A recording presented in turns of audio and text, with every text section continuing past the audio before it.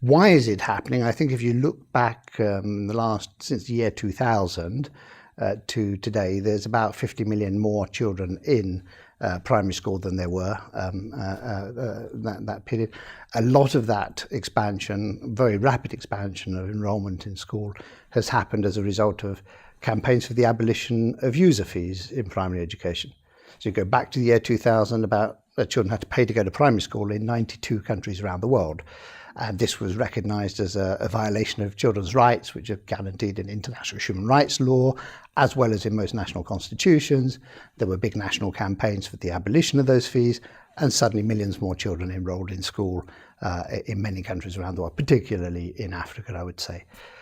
What has happened is that you've had these huge surges of enrolment, but there hasn't been a huge increase in financing public education.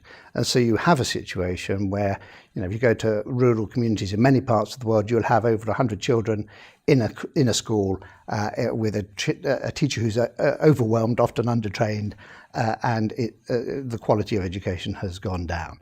So now the reason for that is a failure to match increased enrolment with increased financing of public education. But one of the consequences is that some parents, and those who particularly can afford to pay, think, well, I'll get my child out of the public education system and into some form of private provision or non-state provision. The typology of non-state provision is hugely varied. You do have NGOs who are focused very much on equity and reaching the most marginalised children with disabilities, pastoralist communities, focusing on girls in many cases. You also have faith-based organisations who are working in a whole range of different ways in providing education. And then you have sort of spontaneous provision in sort of marginal urban areas where the state has been absent because they don't recognise the legal status of a community, so they don't provide public education. And so communities have organised themselves to run schools.